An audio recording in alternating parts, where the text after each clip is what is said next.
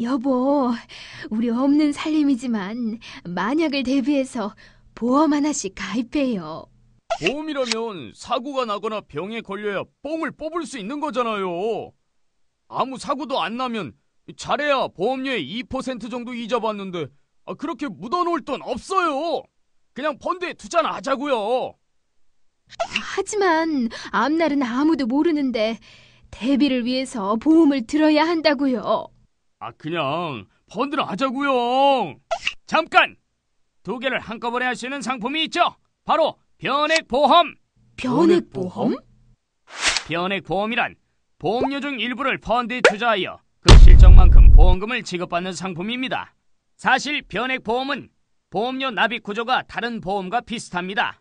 이 부분은 위험보험료, 부가보험료로 위험보장과 사업비 등이고, 이 부분은 저축보험료로 만기 환급금을 위해 보험회사가 여기저기에 투자한 후 그 결과에 어떻든 보험 가입자에겐 정해진 이유를 주었던 것을 보험 가입자가 수익이 나면 수익을, 손실이 나면 손실을 얻도록 바꾼 것입니다.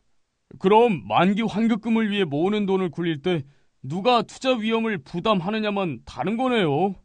물론 수익의 가능성도 함께 넘어오지. 보험의 본래 기능인 위험 관리에 충실한 상품을 원하는 사람이라면 일반 보험에 가입해야 하고, 인플레이션 등으로 만기 환급금의 가치 하락이 걱정되거나 위험을 부담하더라도 수익의 기회를 노리고 싶다면 변액보험을 활용하는 것도 좋은 방법! 아하, 변액보험은 좋다 나쁘다가 아니라 나에게 맞냐 안 맞냐를 따져야 하는 상품이군요. 형님, 변액보험 수익률은 좋나요? 변액보험 수익률을 이야기하기 전에 알아둘 것이 있어요.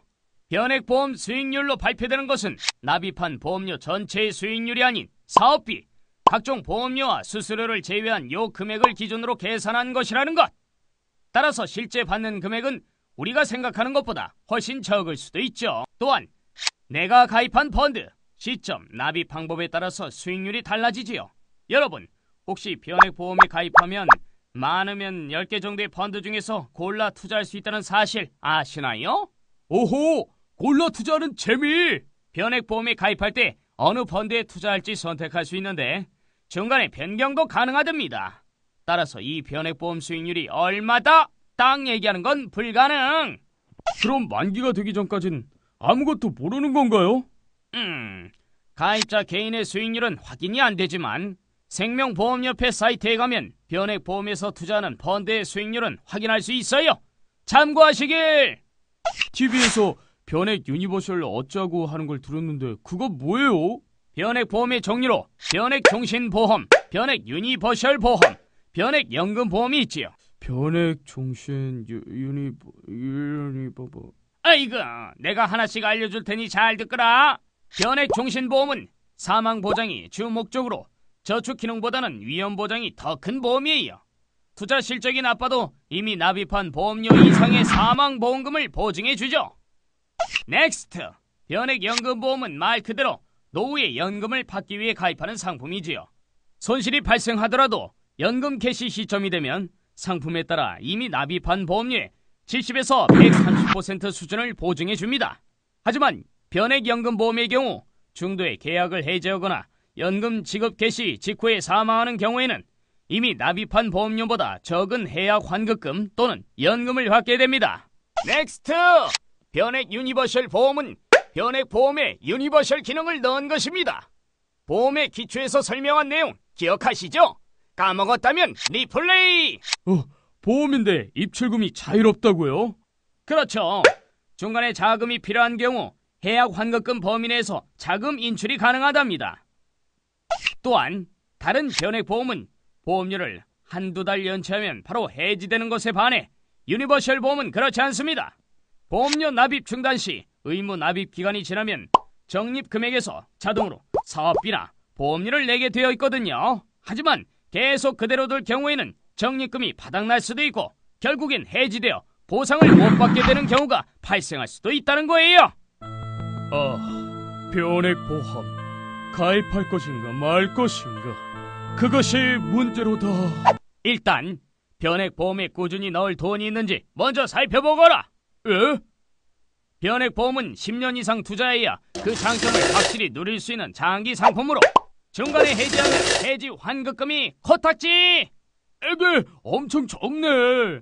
그러니 꾸준히 불입할 자신이 없다면 시작하지 말아요. 두 번째, 너무 많은 돈을 넣지 않는다. 전 50만 원씩 넣고 있는데. 보험 설계사의 말에 혹해 한 달 월급의 20% 이상 변액보험에 납입하는 분들이 있는데 이렇게 되면 장기로 유지하기 힘들죠. 부담스럽지 않은 수준에서 납입 금액을 정하세요. 셋째, 투자 자금과 사업비 확인. 투자 자금. 보험료로 납부한 돈 중에 펀드에 투자하는 부분이 바로 이 투자 자금이지. 사업비는요? 사업비는 같은 위험 보장 상품이라면 적을수록 좋으니 다른 곳과 비교하고 가입해야 해요. 어디서 알아봐요? 나한테만 살짝. 가입 설계서, 상품 설명서, 보험회사 홈페이지 등을 통해 확인이 가능합니다. 보험 설계사에게 달라고 하세요. 넷째, 변액 보험 내 펀드 살피기. 보험 가입자는 회사가 정해주는 범위 내에서 펀드를 선택할 수 있어요. 따라서 그중에 내가 원하는 괜찮은 펀드가 있는지 위험과 기대 수익, 운용 전략 등을 살펴보세요. 중간에 갈아탈 수도 있죠. 그렇죠.